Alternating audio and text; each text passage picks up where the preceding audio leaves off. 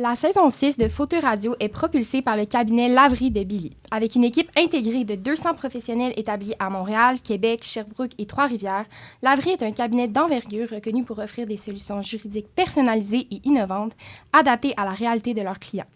Merci à Laverie d'encourager les initiatives et les voix étudiantes de Fauteuil. Bienvenue dans ce nouvel épisode de FTX Radio. Aujourd'hui, nous avons le plaisir de lancer une toute nouvelle série intitulée l'Académie de l'Esprit. Donc, dans cette série, pensée par notre vice-présidente aux affaires académiques de l'AED, Liliane, nous irons à la rencontre des professeurs de notre faculté afin de mieux les connaître, leur parcours, leurs méthodes d'enseignement, leur vision et leurs attentes envers les étudiants. Bienvenue à toi, Liliane, et merci d'avoir apporté cette belle initiative. Donc, pour commencer, est-ce que tu pourrais te présenter ainsi que de parler de ce qui t'a inspiré à lancer cette série? Oui, évidemment. Donc, bonjour à tous. Je m'appelle Liliane et je suis une étudiante en 3e année. Je dirais que simplement, ce qui m'a inspirée à lancer cette série, c'est que je me suis rendu compte que l'incompréhension des attentes d'un ou d'une professeure peut jouer un grand rôle dans les difficultés académiques d'un étudiant. Et donc, je souhaitais simplement remédier à cet enjeu. Justement, pour inaugurer cette série, nous avons l'honneur de recevoir professeur Vincent Caron. Merci d'être là avec nous aujourd'hui. Bonjour, ça fait plaisir. Une présentation semblerait presque inutile puisque vous êtes très connu et aimé des étudiants de la faculté, mais permettez-moi tout de même de vous présenter. Professeur Vincent Caron est un professeur titulaire à la faculté. Ses champs d'intérêt en recherche et en enseignement portent principalement sur le droit des obligations, le droit des assurances, le droit judiciaire, ainsi que l'interprétation des actes juridiques. Il enseigne cette année le cours de droit des obligations 1 auprès de 2 groupes de première année, ainsi que droit judiciaire aux étudiants de 2e année. M. Caron s'intéresse également à la pédagogie et à l'enseignement du droit, un engagement qui s'est vu d'ailleurs reconnaître de manière éloquente il y a quelques mois lorsqu'il a remporté en 2025 le prix de la Pomme d'Or, renommé prix Benoît Pelletier, lors du Gala Grand Maillet, suite au vote en grand nombre des étudiants de la faculté. Donc encore très félicitations, professeur Caron. Merci d'avoir accepté notre invitation et c'est un grand plaisir de vous avoir aujourd'hui avec nous. Ça fait plaisir, puis bravo pour vraiment cette belle initiative. Ça fait super plaisir. Merci beaucoup. Donc, ce qu'on va faire, c'est que vous avez 2 cours. Donc, on va commencer par votre premier cours, Obligation 1, oui, pour au bénéfice des premières années. Et ensuite, on passera dans un second temps au cours de droit judiciaire. Parfait. Donc, pour commencer, première question. Selon vous, quelles compétences ou capacités cognitives un étudiant doit présenter ou développer dans le cadre de votre cours afin de bien comprendre la matière que vous enseignez? Il y a comme un peu 2 composantes, mais qui viennent se rejoindre à la toute fin.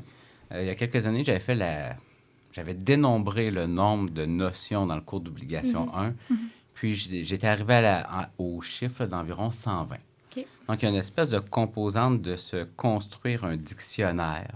Donc, savoir c'est quoi la définition de cette notion, puis quels sont ses effets, quelles sont ses implications, son utilité, puis dans quel cas ça s'applique. Donc, est-ce que je suis capable de le repérer? Et la deuxième étape, mais qui se construit en même temps qu'on construit notre vocabulaire, c'est de mettre sur les tablettes toutes ces notions. Puis je donne souvent la métaphore du supermarché. Donc, on a plusieurs produits et on doit les ordonner dans un peu un sens logique. Et c'est une des aptitudes que le juriste, justement, là, est appelé à manier plusieurs notions puis à les ordonner. Donc, un grand objectif de ce cours-là, c'est de construire une carte mentale là, de la division du droit et là, plus particulièrement celui des obligations. Parfait, merci beaucoup. C'est très intéressant. Deuxième question. Est-ce que vous pensez qu'une méthode d'étude est à préconiser par les étudiants afin de bien réussir votre cours? Si oui, laquelle? Sinon, pourquoi? Oui, il y a une méthode d'étude, mais, donc ça, c'est la réponse courte, puis la réponse longue, parce que ça fait plusieurs années que je me pose cette question, puis je vais me permettre de faire un détour pour vous raconter une histoire. Oui. Parce que chaque année, quand il y a des étudiants qui réussissent un examen à 100% ou à 95%, subtilement, donc je discute avec eux en privé pour savoir, mais qu'est-ce que vous avez fait? Puis, il y a quelques années, puis je me permets de raconter l'histoire parce que les personnes impliquées sont d'accord, là, ils m'ont donné l'autorisation. Je rencontre un groupe de 4 étudiants qui ont, somme tous bien réussi. Okay. Les 3 premiers me racontent comment ils ont étudié. Bien, nous, on était un groupe de 4, on avait un tableau blanc, on a passé en revue, dans ce cas-ci, la jurisprudence, les concepts, les articles du Code civil, puis appelons-le Pierre-Luc. Pierre-Luc, quand on avait une question qu'on ne trouvait pas la réponse, il était toujours là pour nous donner finalement un peu les clés, comment bien répondre, puis ça, un peu de notre confrontation des idées ensemble, on a cheminé tous ensemble. Et là, je rencontre Pierre-Luc, et Pierre-Luc, c'est lui qui a le moins performé des 4 étudiants. Il était impliqué, ils ont suivi la même méthode d'étude. Et même, il a eu un des moins bons résultats du groupe. OK. Je le rencontre dans mon bureau, je dis, mais qu'est-ce qui est arrivé?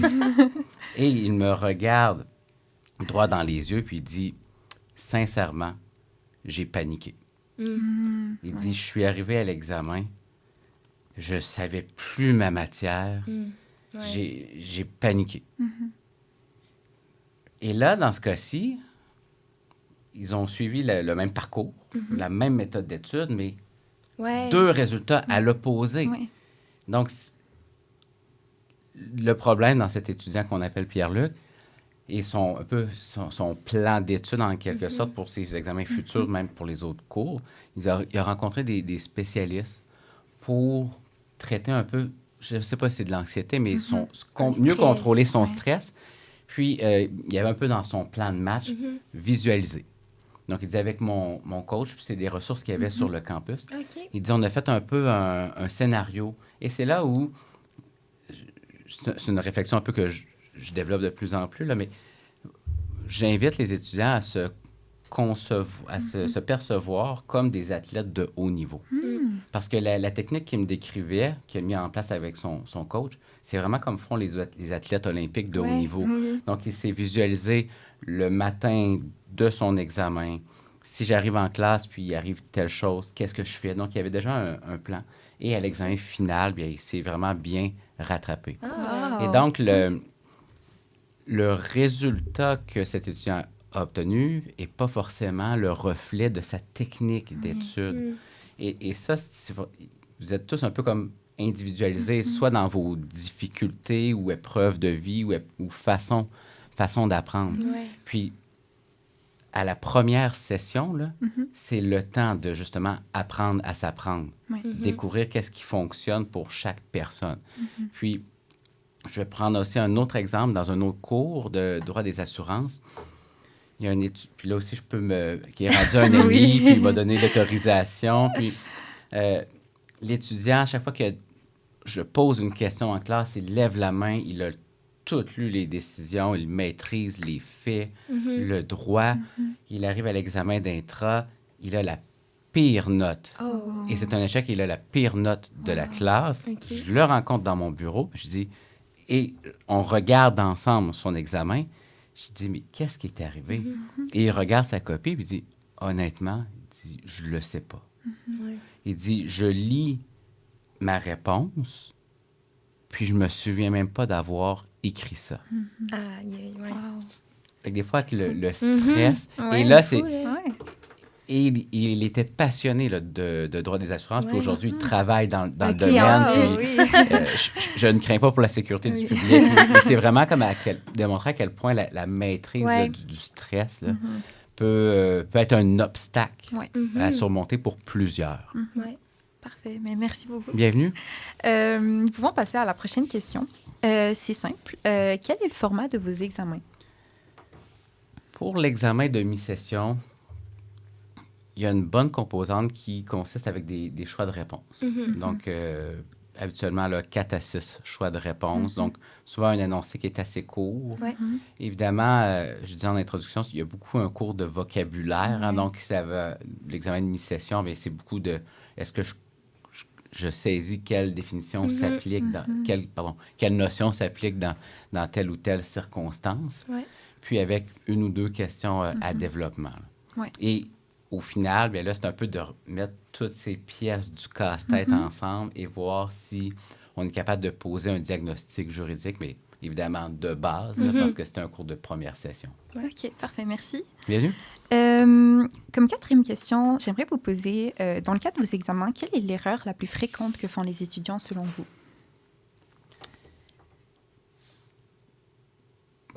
Je ne sais pas si c'est la plus fréquente. Selon moi, il y a comme peut-être 2 familles qui nous amènent un peu complètement ailleurs. Là. il y a puis je peux même pas dire que c'est une réponse, mais je le mets réponse entre guillemets. Donc, il y a le texte, mais qui répond pas à la question. Ouais. Donc, la réponse qui est à côté, là. Ouais. Donc, est-ce qu'il fait beau ou est-ce qu'il fait beau, est-ce qu'il va faire beau samedi? Hier, il faisait très beau. Donc, c'est peut-être vrai, mais c'est pas ce que je veux savoir. Ouais, je comprends. Il y a ça, puis il y a aussi la réponse où on saute une étape du développement juridique et par un hasard, on arrive à la bonne réponse. Ouais. Oh, ouais. Et là, c'est un peu comme un concours de circonstances avec les faits du problème. On arrive sur la bonne réponse. Et là, souvent, quand les étudiants vont voir leur copie, bien, ils disent, bien, j'arrive à la même réponse. Et là, c'est un peu compliqué comme à expliquer là, sur une copie d'examen, là, surtout quand on a une centaine à corriger. Mais c'est de dire que oui, mais votre raisonnement est plus important. Et ça fait passer un peu au cours de mathématiques là, au primaire, là, où on nous disait, faites votre... Les étapes. Oui. Exactement. Mais c'est la même chose ici, mais transposée Ouais.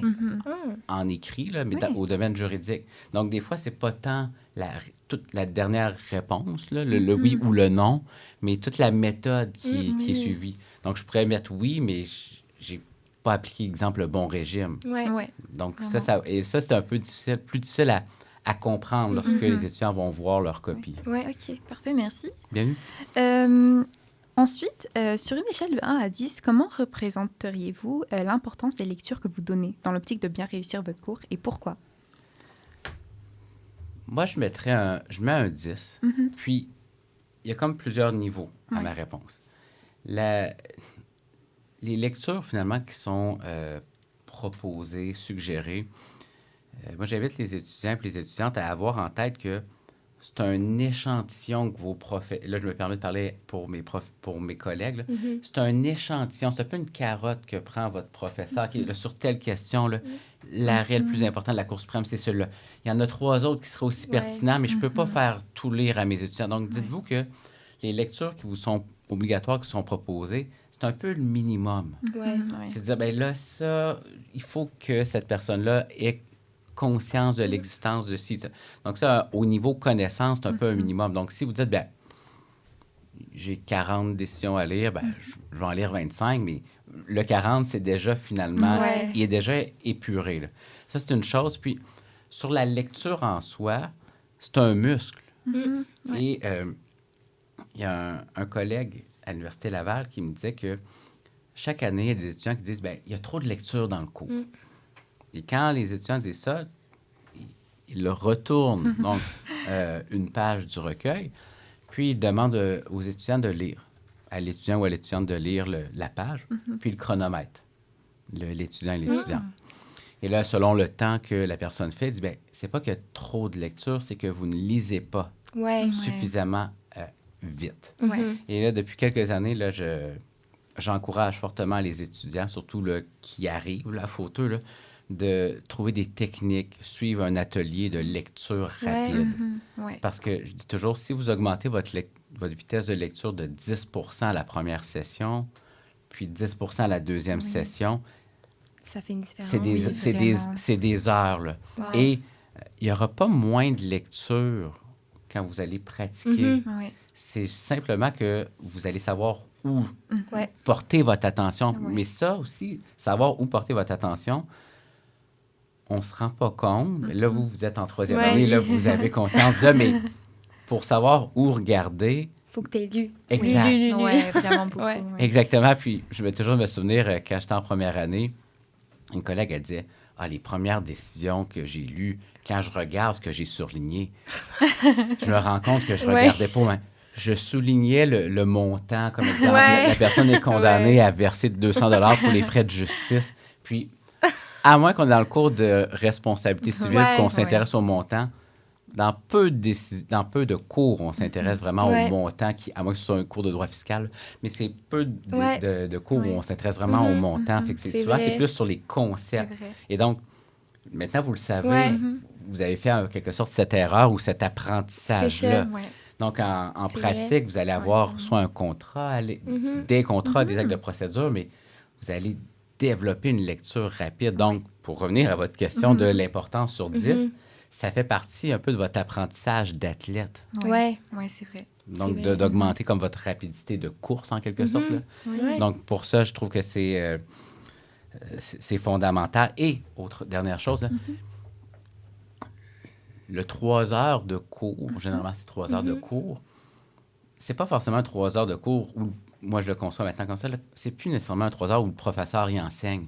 Votre apprentissage, le but, c'est de vous rendre autonome. Donc, vous apprenez, puis dans la rencontre en classe, bien là, on met à profit, puis on consolide ce que vous avez déjà fait. Parce que, puis ça, c'est un exemple que je donne souvent. Vous allez peut-être pratiquer un jour, exemple, pour Belle. Ouais. Puis là, vous allez devoir connaître les règles du CRTC. Vous les aurez pas vues, ces règles-là. Donc, c'est par vous-même. Et c'est ça, sur ces 3 ans, on vise à vous rendre autonome. Mais pour vous rendre autonome, bien, vous devez commencer par vous-même là, dès les premières semaines pour bien sortir. Oui, vous avez raison. Oui, merci beaucoup, c'est très intéressant. Donc, prochaine question. Parmi la jurisprudence, les textes législatifs et la doctrine, quelles sources de droit doivent faire l'objet d'une plus grande attention de la part de l'étudiant, selon vous, pour bien réussir votre cours et pourquoi? Là, dans le cadre, je ne veux pas parler pour mes collègues, mais pour cette question-là, dans le cadre du droit civil, ça me fait penser un peu à un violoniste qui voudrait passer une audition pour faire partie de l'orchestre symphonique, puis il demande au chef d'orchestre, est-ce que c'est plus important de jouer sur la note ou jouer sur le rythme? Ouais. Donc, pour moi, le tout se combine, puis je vais vous donner un exemple. Quand la Cour d'appel, exemple, le juge Benoît Moore de la Cour d'appel rend une décision, s'il cite son ouvrage de droit des obligations, bien là, est-ce que c'est la jurisprudence ou c'est la doctrine? Puis quand son volume est mis à jour, puis il réfère à des arrêts de la Cour d'appel. Donc là, est-ce que c'est la jurisprudence ou c'est la doctrine? Dans les cours de méthodologie, on fait vraiment une distinction marquée, mais plusieurs juges de la Cour d'appel sont d'anciens professeurs là, et donnent encore, donc, et écrivent par ailleurs, là, au-delà des décisions, mais des articles de doctrine. Donc ça, c'est une chose. Puis, il y a plusieurs aussi notions en droit civil qui se construisent. Un peu main dans la main, là, la doctrine, puis la jurisprudence. L'obligation de bonne foi, c'est un bel exemple. C'est-à-dire que son application, c'est les tribunaux, mais par la suite, la doctrine fait une synthèse, puis à partir de cette synthèse-là, la jurisprudence rebondit. Donc, c'est vraiment comme un peu un cercle qui se nourrit. Puis si on prend l'exemple de l'obligation in solidum, qui avait été discutée un peu à tâtons par la doctrine, puis la jurisprudence, puis par la suite, la Cour suprême s'appuie sur la doctrine pour la reconnaître. Puis c'est une notion qui est dans le droit civil, mais pas dans le code civil. Donc, moi, j'inviterais là, à prendre conscience que doctrine et des jurisprudences sont pas tant à l'opposé ou dans des catégories hermétiques comme on voudrait le mettre. Puis, évidemment, c'est un cours d'introduction, donc les articles, dans ce cas-ci, le 1371 à 1434 dans le cours d'obligation 1, là, c'est le nœud, mais pour vraiment bien comprendre de quoi il est question, bien là, on doit aller voir dans la jurisprudence et la doctrine. Vraiment. Okay. Parfait, merci. Bien. Prochaine question. Selon vous, un ou une étudiante qui comprend bien la matière que vous enseignez réussira-t-il ou tel nécessairement bien votre examen? Et pourquoi?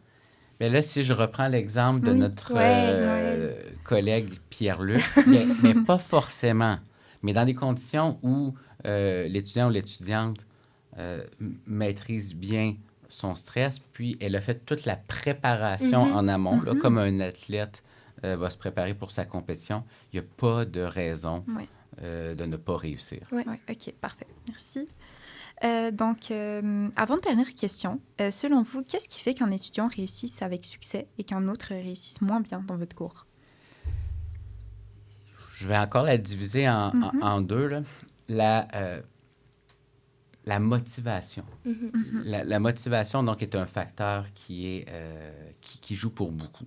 C'est-à-dire que si vous ne savez pas pourquoi vous êtes à la licence en droit, les 3 ans vont peut-être vous paraître longs.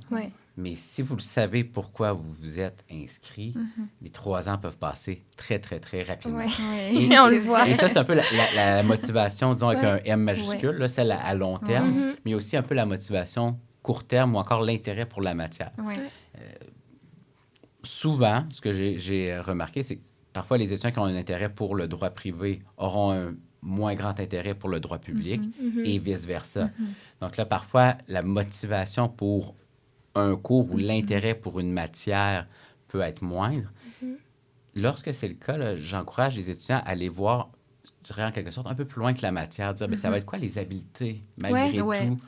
Là, c'est un peu le mot à la mode, là, mes habiletés transversales. Donc, Ouais, qu'est-ce que je vais oui. pouvoir apprendre, exemple, de mon cours de droit pénal pour ma carrière, même si je m'intéresse surtout aux obligations. Ouais. Donc, il y a comme des choses qu'on Ouais. peut retirer. Évidemment, oui. Là. Absolument. Merci beaucoup. Puis, Oui.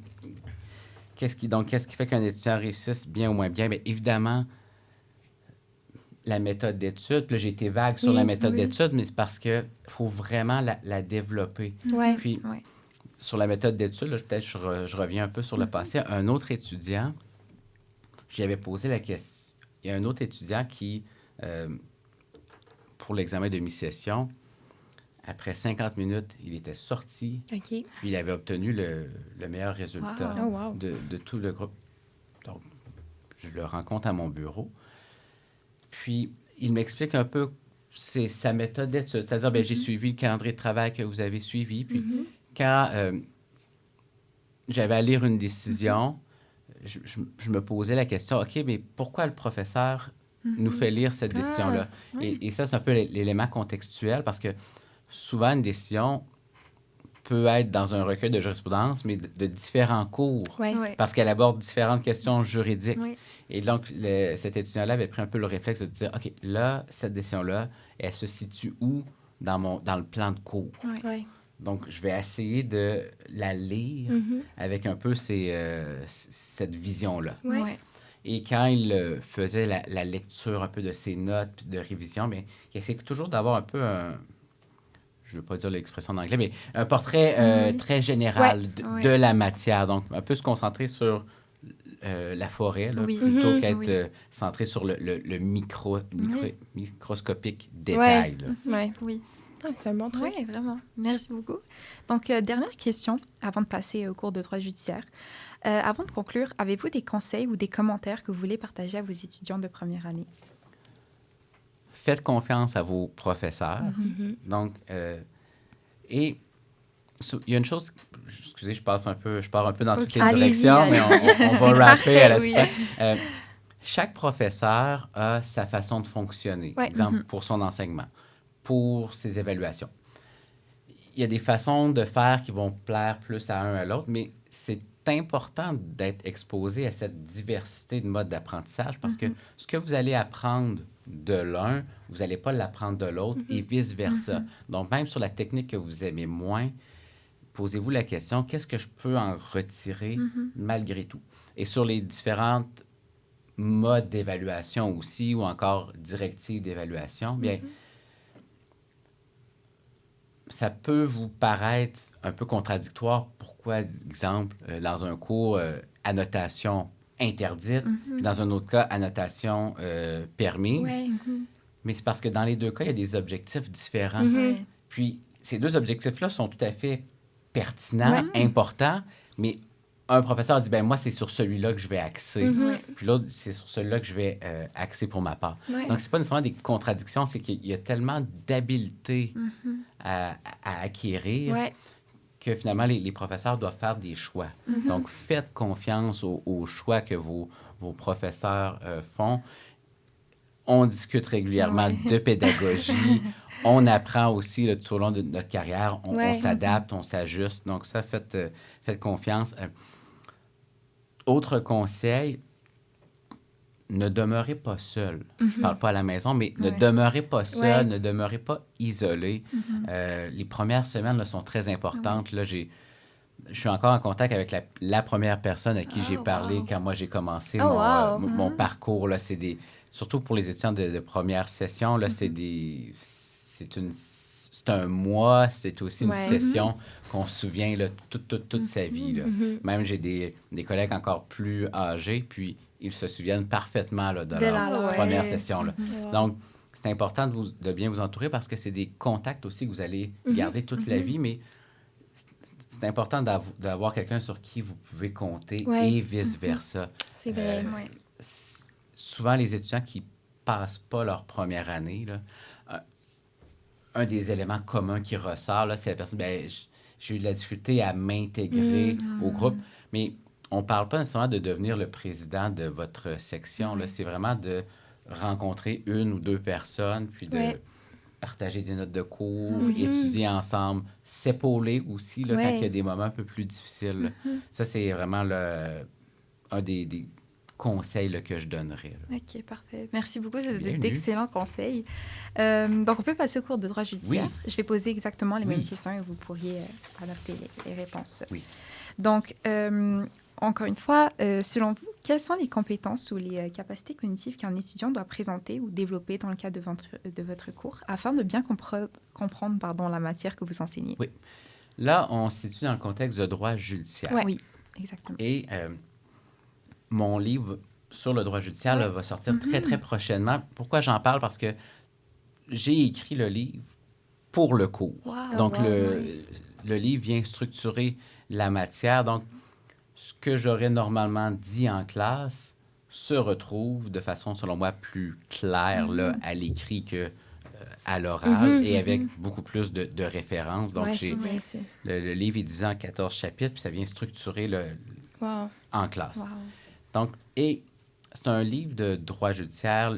L'intitulé également du cours, c'est droit judiciaire, contrairement à d'autres facultés. Ouais, c'est où ça, c'est ça un cours, diffère, c'est vrai. c'est un cours de procédure civile. Exact, c'est vrai. Et la différence que je fais, le cours de droit judiciaire s'intéresse à la forêt.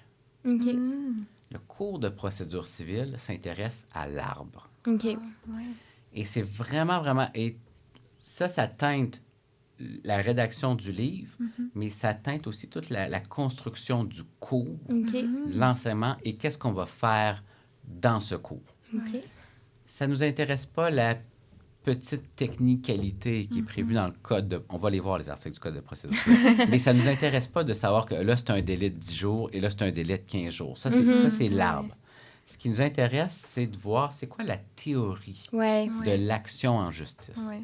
Et là, si je reviens un peu à votre question, les compétences et capacités cognitives, bien, en première année, les notions de base, que j'appelle le droit, et de droit substantif, là, puis là, je vais me limiter, disons, à personne, famille, bien, obligation en droit civil. Elles ont été vues un peu pour elles-mêmes, mais là, c'est un peu un château de cartes. Donc là, on passe au deuxième niveau, on ajoute un étage. Et là, c'est dire, d'accord, la personne dispose d'un recours qui est prévu dans le Code civil, mais concrètement, comment ça s'aménage? Et là, ça amorce toute une discussion ou une réflexion, je devrais dire, sur est-ce qu'on va devant les tribunaux? Puis si on y va, pourquoi? Donc, on a un chapitre dans le livre qui porte sur les motivations. Pourquoi les justiciables vont devant les tribunaux? Puis il n'y a pas qu'une seule motivation. Il peut en avoir plusieurs. Parfois, c'est un passage obligé. Je donne l'exemple où on veut adopter quelqu'un. Ouais. On n'est pas dans une logique d'obtenir une réparation. Parfois, c'est pour obtenir un jugement déclaratif de décès. Et la motivation, la raison pour laquelle le justiciable va devant les tribunaux va avoir un impact sur la conduite de l'avocate. Comment elle va piloter, comment elle va piloter le dossier. Et si on prend une situation litigieuse, c'est le domaine qui m'intéresse le plus, mais ce n'est pas le seul. Là, dans cet aspect de forêt, donc on regarde, OK, c'est quoi les avantages si on va devant la Cour du Québec ou si on va devant la Cour supérieure, puis quels sont les obstacles. Ouais. Et là, c'est là où le droit judiciaire, selon moi, devient passionnant. Oui. Qui on poursuit? Ouais. Parce qu'il n'y a peut-être pas juste un défendeur possible. Et le défendeur, bien, est-ce que lui, à son tour, il va appeler quelqu'un en garantie? Donc, on voit un peu c'est un peu comme un tango. Donc, on peut contrôler le premier pas, mais après, il faut répondre à ce que notre partenaire nous répond. Et c'est ce que vraiment je veux faire comprendre aux étudiants, c'est-à-dire, bien, quand la personne dépose une demande en justice, elle contrôle les premiers mouvements, mais par la suite, il y a plein de scénarios qui peuvent survenir. Il est possible que des tiers veulent interagir. Et donc, on ne regarde pas la technicalité de l'intervention du tiers, mais plutôt le portrait général. Et donc, on va discuter d'enjeux stratégiques, d'enjeux du temps. Parfois, le demandeur est dans une course contre la montre parce que le défendeur risque de faire faillite. Oui, c'est vrai. Donc, il y a plusieurs aspects. Et l'argent, évidemment, en est un gros enjeu. Le temps, l'argent. Mais il peut y avoir aussi le fait que la décision soit rendue publique. Donc, on voit un peu tous ces aspects-là pour mettre un peu le droit dans un contexte réel là, et bien vivant. Oui. Donc, c'est ce qui m'intéresse, moi, dans l'enseignement là, de ce cours-là. Là. C'est l'aspect stratégique. Ce sur quoi vous risquez d'être davantage consulté que sur un recours hypothétique et théorique. C'est vraiment... Là, j'ai 2 actions, puis ça conduit à des résultats complètement différents. Puis, je vais juste donner un exemple. J'en discute en note de bas de page dans mon livre, mais j'ai trouvé fascinant. Ça date un peu de ma lecture, mais c'est un homme qui veut faire reconnaître sa paternité d'un enfant, mais de mémoire, il a agressé la mère de l'enfant. Et donc, la raison sous-jacente pourquoi elle veut adopter l'enfant, c'est pour, la dame dit, c'est pour garder un certain contrôle ou violence sur moi.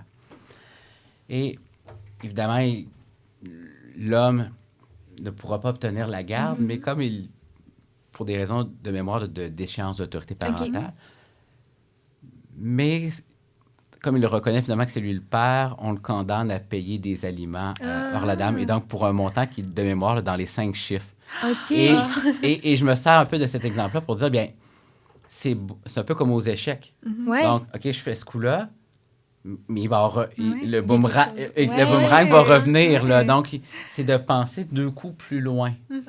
Ou parfois, il y a des gens qui demandent l'annulité du contrat, mais le coup suivant, c'est la restitution des prestations. Puis parfois, le montant qu'ils vont devoir eux-mêmes débourser va être plus grand que le montant qu'ils refusent de payer. Donc, c'est un peu ça où je veux amener les étudiants, là, c'est à la réflexion juridique. Là. Pas juste un truc théorique, mais vraiment, OK, concrètement, là, quels sont les je mets en guillemets, là, mais quels sont les risques là, reliés à tel choix stratégique ou tel autre. Merci beaucoup, c'est très intéressant. Vos étudiants sont très chanceux. Oui, c'est clair. Oui, vraiment. Je vais les laisser juger, mais moi, je trouve que c'est une approche du droit que je trouve plus concrète. Puis, je suis d'accord. Notamment, là, dans le livre, on étudie en détail la rédaction des actes de procédure. Donc, en classe, là, on va voir un modèle, puis on va trouver les erreurs, puis on va regarder justement un peu quelles sont les failles là, de la procédure, en quelque sorte, là, qui sera proposée aux étudiants. Oh, wow, oui, vraiment. Donc, seconde question. Est-ce que vous pensez qu'une méthode d'étude est à préconiser par les étudiants afin de réussir votre cours? Si oui, laquelle? Sinon, pourquoi? Bien, là, dans ce cours-ci, je vous dirais spécifique, le livre vient structurer vraiment le cours. Donc, c'est à partir de tout le livre que j'ai... En fait, les étudiants ont toutes mes notes de cours. Là. C'est des notes de cours, mais éditées. Là. C'est vraiment... Et avec des graphiques. Il y a une centaine de graphiques ou de schémas, un peu pour illustrer. Donc, mais ça, c'est vraiment comme la base. On a un recueil de jurisprudence, mais qui est, somme toute, très mince. Là. Je l'ai reçu hier. Là. En fait, avec mes collègues, on a chacun reçu nos recueils, puis j'étais fier que j'avais le plus mince. Et je dirais, la jurisprudence importante, elle se retrouve dans les notes de bas de page de mon ouvrage, mais mon recueil, c'est surtout des exemples. J'ai pris le plus court possible, simple et, en quelque sorte, récurrent. Notamment là, les objections à une question qui est posée à un témoin là, avant son témoignage. Oh, wow. Donc, c'est des courts exemples, mais pour permettre d'illustrer là, concrètement aux étudiants là, comment ça se matérialise. OK, parfait, merci. Troisième question. Quel est le format de vos examens? Pour le est-ce qu'on dit mi-session? Oui, le mi-session, c'est un travail d'équipe. Là. Donc, ce sera un travail d'équipe. Puis le but, ce sera justement de permettre aux étudiants de mettre en action ce qui aura été vu là, dans une situation très concrète.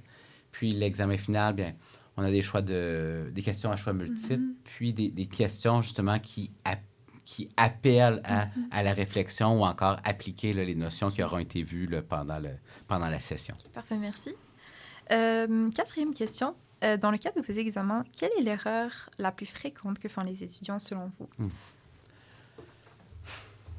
Je vais vous donner un exemple qui est un peu technique. Là, mais je l'appelle un peu comme le double niveau ou la double difficulté. Là, c'est-à-dire que si on prend un exemple où on a la compétence des tribunaux, la compétence de la Cour du Québec, puis la compétence de la Cour supérieure, puis là, supposons on a une question, puis là, on a le montant de 60 000, puis on demande quelle est la compétence de la Cour, quel tribunal est compétent pour entendre le litige. Et là, ben là, comme il est question d'un montant, puis on voit des montants dans le Code de procédure civile. Ah, 60 000. Ça, c'est de compétence de Cour du Québec. Puis là, on arrête le raisonnement juridique. Bon, c'est pas. Mais qu'est-ce qu'on demande? Ah, on demande par ailleurs que la personne fasse telle chose. On demande à la Cour d'ordonner. Donc là, c'est de l'ordre de l'injonction. Donc, c'est un peu dire, ah là, il y avait comme deux composantes, mais on a arrêté à une seule. Donc là, ça fait partie aussi là, un peu des apprentissages du juriste, là, de ne pas juste se limiter à une chose, mais vraiment d'aller un peu plus loin. Oui, c'est très intéressant, merci. Vraiment. Cinquième question. Sur une échelle de 1 à 10, comment représenteriez-vous l'importance des lectures que vous donnez dans votre cours de droit judiciaire dans l'optique de bien réussir ce cours? Et pourquoi? Bien là, si je suis cohérent avec moi-même, je vais donner un 10 parce que j'ai écrit le livre pour les étudiants. Donc j'ai presque une centaine de pages que j'ai recoupées parce que pour certaines matières, qui m'a fait un peu mal au cœur de devoir couper. Mais j'ai dit, OK, mais les étudiants, ils ont compris là, qu'est-ce qu'une conclusion subsidiaire. Je suis tombé un peu comme dans un terrier. Là, donc, cet exemple-là est bon. Celui-là aussi. Je dis, OK, je ferai un article sur cette question-là. Mais donc, ce que j'ai pris, là, finalement, là, c'est un peu comme tout à l'heure, je parlais de la carotte. Parce qu'exemple, dans le livre, je parle de l'indépendance judiciaire. Mais c'est important pour des règles de justice naturelle. Mais sur la question de l'indépendance judiciaire, dans le cours de droit constitutionnel, on en parle certainement pendant plusieurs heures. Mais dans ce cours-là, on n'a pas le choix non plus d'en parler. On n'entrera pas dans la même optique ou tout le détail du droit constitutionnel. Donc, c'est pour ça que je dis, là, c'est important de le lire pour avoir ce contexte, je dirais, de droit judiciaire, parce que ça vient teinter par la suite l'importance là, pour ce qu'on appelle la justice naturelle. Merci. Sixième question. Parmi la jurisprudence, les textes législatifs et la doctrine, quelle source de droit doit faire l'objet d'une plus grande attention de la part de l'étudiant de votre cours pour bien le réussir? Oui. Tout à l'heure, je parlais de l'arbre puis la forêt. Donc, selon moi, dans ce cas-ci, le Code de procédure civile, c'est l'arbre. Les différents articles du Code de procédure civile, c'est l'arbre. Puis, le livre veut justement parler de la forêt, puis mettre en contexte la forêt. Dans le livre, on a des exemples concrets. Alors, regardez, dans cette forêt, on retrouve tel type d'arbre, puis là, tel type d'arbre il est en santé, tel autre est malade. On le voit, le détail, mais dans le contexte. Donc, c'est vrai, ce que je dis en introduction, là, c'est vraiment pour avoir le tout en contexte. Et c'est très important parce que le code de... tout comme le code civil, mais je vais juste me limiter au code de procédure civile. Le code de procédure civile prévoit les grandes étapes de l'instance, les principaux incidents qui sont susceptibles de survenir, mais il y a toujours des scénarios qui se présentent, qui ne sont pas prévus dans le code. Et ça sert à... D'où, selon moi, l'inintérêt de creuser un article pour voir tout ce qui est possible de se produire. Parce que même si vous tentez l'opération, le premier dossier que vous allez avoir sans doute qu'il va avoir une particularité. C'est ce qui rend le droit judiciaire intéressant. Et c'est pour ça, justement, que les parties vont devant les tribunaux, pas simplement pour obtenir une décision finale, mais pour obtenir une décision en cours d'instance. Dire, ben là, il y a telle particularité qui est arrivée. Moi, je pense qu'on devrait faire ceci. Moi, je pense qu'on devrait faire cela. Puis j'en discutais avec un magistrat, puis il me disait, bien, souvent, les parties étant les membres du barreau, vont s'enfarger sur le détail, plutôt que de prendre un pas de recul et de dire, OK, bien là, l'objectif du législateur ou l'objectif de cette disposition-là, ça vise à telle chose. Puis là, c'est un peu un raisonnement par a fortiori, mais là, dans ce cas-ci, comme il y a telle difficulté qui est encore plus grande, on devrait préconiser telle solution. Puis, selon moi, donc, prendre cette vision là, de la forêt, si je fais un parallèle à ce que je parlais tout à l'heure de cours-obligation, où on fait la carte du supermarché, pour moi, c'est la même chose. Une fois que vous avez la forêt, le plan de la forêt, selon moi, vous êtes équipé pour faire face à tous les défis. Parce que les défis que vous allez rencontrer dans 5 ans, ils n'existent pas encore. Et donc, forcément, la solution, c'est vous qui allez la trouver. C'est ça l'objectif, finalement, de votre parcours, là, c'est de vous donner des outils, puis apprendre à créer, finalement, puis à réfléchir, à proposer des solutions à partir de données qui manquent. Ça me fait toujours penser au jeu là, où on a une image, puis il y a des sections qui sont censurées, où il manque des pièces de casse-tête. Mais on est capable de compléter.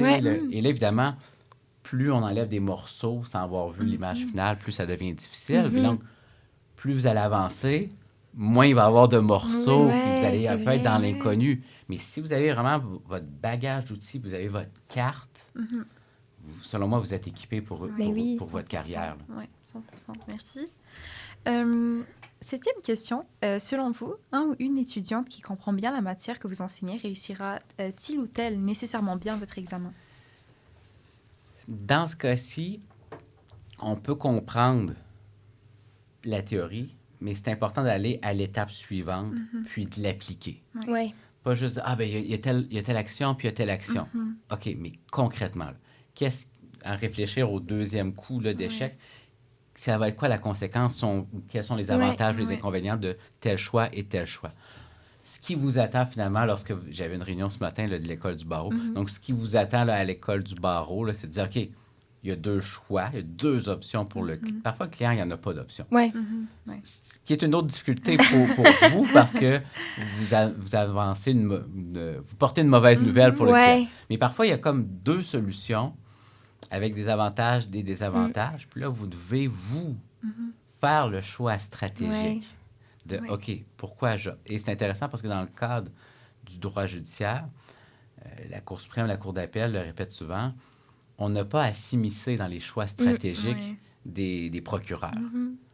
Donc, c'est vrai. Donc là, très bientôt, là, vous allez devoir vous-même faire les choix. Donc là, pour bien réussir, c'est important d'aller plus loin que le théorique, mais de mettre un pas de plus.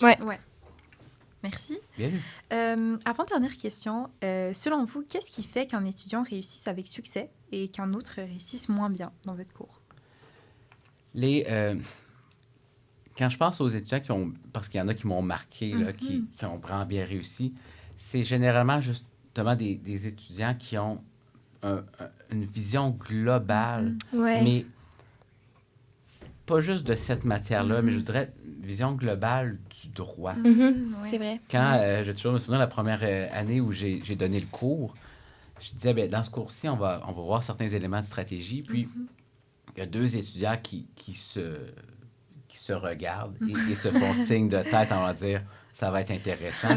Et ces 2 étudiants-là ont terminé, un a obtenu la médaille d'or et l'autre la médaille d'argent. Donc, c'est vraiment comme des étudiants qui ont bien performé, pas juste dans ce cours-ci, mais dans l'ensemble de leur cours. OK. Wow. Bien, merci. Donc, puis je pense que ça peut s'appliquer vraiment pour tous les cours. Là. Selon moi, c'est pas tant des connaissances pointues, exemple en droit bancaire ou sur telle législation qu'on veut vous laisser, parce que, je vais vous donner un exemple, j'ai 2 livres que j'ai écrits, dont le législateur a fait une refonte. Oui. Puis là, j'étais dans mon bureau, j'ai dit, ben, ces 2 livres-là ne servent plus à rien. Ouais. Mais ces 2 livres-là sont maintenant passés date. Mhm. Mais ce que moi, j'ai développé en Ben oui. écrivant ces livres-là, le muscle ou les habiletés Ouais. que j'ai développées, ça demeure. Ouais. Donc, c'est comme si la matière qu'on vous transmet est un peu, selon moi, est un peu secondaire. Ouais. C'est toute la méthode qui est derrière, méthode d'apprentissage, méthode de raisonnement. Ouais. Puis aussi pour vous-même, la discipline de, Vraiment. OK, j'ai un texte compliqué, puis qui n'est pas attrayant, mais je dois faire Ouais. l'effort pour saisir ouais. ce texte. Vraiment, oui. C'est d'ailleurs souvent le... Excusez, là, je ne veux pas vous retenir plus Mais longtemps. non, c'est tellement c'est intéressant, vraiment- allez-y. Le cours de droit judiciaire commence justement avec... c'est une décision de la...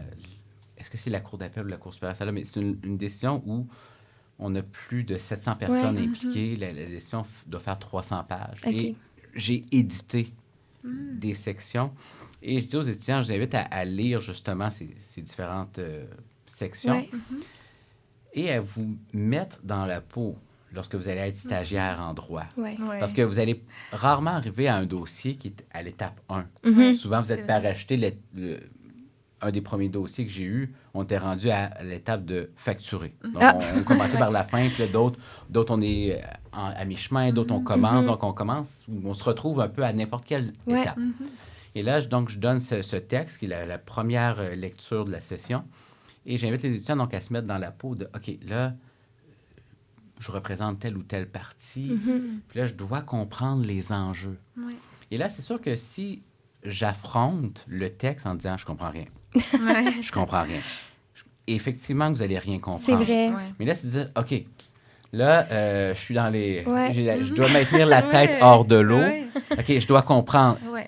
Juste en disant, je dois comprendre, Ouais. bien là, selon moi, le cerveau se met dans un autre mode. Ouais. 100%. Puis là, OK, j'ai pas tout compris, mais j'ai compris ceci et cela. Puis c'est ce qui va arriver aussi dans votre pratique, parce C'est que vrai. vos mentors vont vous dire, non, là, dans ce cas-ci, on avait pensé à telle chose, mais on l'a évacué parce que c'était trop risqué tel côté. Mais donc, vous devez faire... Et c'est un peu l'objectif du cours, c'est-à-dire les litiges simples là, de vente, vice caché, Ouais. pardon, là. Ouais. Il y a de plus en plus d'outils, puis monsieur, madame, tout le monde est de plus en plus capable de Ouais. s'orienter seul. Vraiment. Là où vous allez être appelé à participer à la solution de litiges complexes, c'est lorsque on se retrouve avec 3 demandeurs, 7 défendeurs ou des défendeurs en arrière-garantie. Ouais. Et là, vous devez un peu démêler tout ce beau monde-là. Donc, d'où l'importance d'avoir une carte Ouais. puis un raisonnement juridique solide. Donc, évidemment, c'est un muscle. Donc, on commence on regarde, OK, là, il y a 3 personnes dans cette histoire-là. Là, on a, un peu comme dans le cours d'exécution des obligations. Oui. Dans le cours Ouais, d'obligation 1, il y a toujours relativement 2 personnes.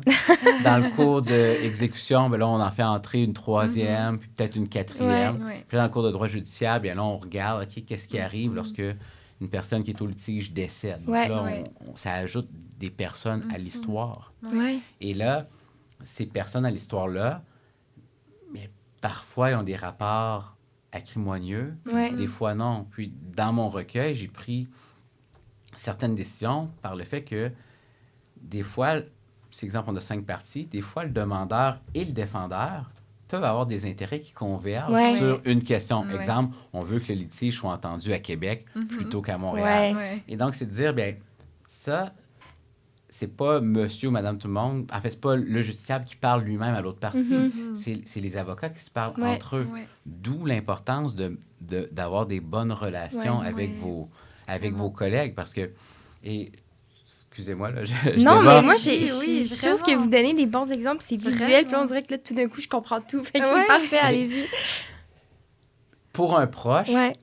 je contacte un ami qui est avocat, très compétent, puis je dis, je cherche quelqu'un en droit de la famille. Ouais. Il dit, ça me ferait plaisir de prendre ce dossier, mais je suis en conflit d'intérêts. Je ne peux pas représenter cette personne. Généralement, la question qui suit, c'est, OK, mais est-ce que tu as quelqu'un à me recommander? Ouais. Et là, il me dit, bien, il y a maître une telle qui n'est pas de mon bureau, donc qui est un bureau concurrent, avec qui j'ai un dossier autrement dit, lui, il est en demande, puis elle agit en défense dans un autre dossier sans lien avec ce pourquoi je le consulte. Puis, elle est très professionnelle. Donc, je la vois agir, puis elle est très professionnelle. Donc, il y a des intérêts opposés dans ce dossier-là, mais ça ne l'empêche pas de le référer parce qu'il est capable de reconnaître son professionnalisme. Oui, c'est bien, c'est vraiment. Et ça, je trouvais ça vraiment inspirant, c'est de dire, bien, il y a d'autres gens qui vous remarquent. Là. Oui, vraiment. C'est vrai. Oui. Ben justement, pour continuer dans cette lancée, avez-vous, avant de conclure, des conseils ou des commentaires que vous voulez partager aux étudiants? Là, le cours, c'est essentiellement des étudiants qui sont en 3e session, donc 2e année. Si vous ne l'avez pas déjà fait dans votre première année, impliquez-vous, que ce soit dans l'association étudiante ou encore simplement à assister à des conférences, à des activités. Absolument. Je pense, entre autres, là, l'année dernière, j'étais lors d'un concours oratoire, concours de plaidoirie. Là, c'était surtout des étudiants... En fait, il y avait quand même un bon nombre d'étudiants de première année. Je trouvais ça très inspirant. En fait, qui sont maintenant les étudiants qui vont être en droit judiciaire, je les salue. Je trouvais ça très inspirant de dire qu'ils osaient finalement affronter certains étudiants qui étaient en 3e année. C'est là le moment, on dit en quelque sorte, de se casser la gueule, puis ils ne se sont pas cassés la gueule. Mais c'est le moment, justement, de se mettre dans une situation stressante, puis de le confronter ou de le maîtriser, son stress. Puis moi, je lève mon chapeau donc à ces étudiants qui ont saisi un peu cette opportunité, ce laboratoire. Là. Il y a vraiment... Et un des trucs qui m'épate là, à Fauteux, là, c'est le nombre de... Je sais, vous avez peut-être le nombre là, de clubs. On est une trentaine. C'est fou. C'est une des grandes richesses, je pense. Exactement. Donc, quelqu'un qui ne trouverait pas quelque chose qui l'intéresse, je pense qu'il faut qu'il parte son propre club. Je suis d'accord. Il y a quelque chose qu'on n'aurait pas compris. Mais il y a tellement de choses, d'opportunités, de recherche, de stages. Vraiment, impliquez-vous. Là. Puis, si vous n'avez pas trouvé, finalement, des fois, encore une matière, un cours qui vous intéresse, justement, assister à ces différentes conférences peut vraiment vous faire trouver votre champ d'intérêt. Comme exemple, le droit militaire, c'est une branche qui existe. Peut-être qu'on vous en a parlé dans le cours administratif, je ne penserais pas, mais c'est un peu comme un domaine qui n'est pas là. Je parlais tout à l'heure du CRTC. C'est un peu la même chose. Il y a une panoplie de domaines qui ne sont pas forcément couverts et souvent, c'est par des conférences où on a un professionnel qui exerce dans ce domaine-là qui peut vous un peu initier ou dire « Ah, ça existe telle chose, moi, je n'y avais pas pensé. » Absolument, vraiment, c'est vrai. Puis d'en profiter en première année d'assister à ces conférences-là, moi, en tout cas, c'est ça que j'ai fait puis c'est ce qui m'a donné le plus le goût de m'impliquer. C'est absolument, je suis d'accord. C'est le moment de le faire. Vraiment. Il ne faut pas hésiter à sortir de sa zone de confort aussi. Non. Moi, je pense que c'est une des choses que j'ai comme vraiment appris à faire. Donc, c'est ce qui conclut aujourd'hui notre épisode. Merci à vous deux pour votre temps que vous avez consacré. Un merci tout particulier à vous, professeur Caron. Je suis certaine que vos conseils seront inspirés et guidés les étudiants, en particulier ceux de première année, qui auront le plaisir de suivre l'un de vos cours cet automne. Merci également à nos auditeurs et nos auditrices d'avoir été à l'écoute et on se retrouve très bientôt pour un prochain épisode de Fauteux Radio.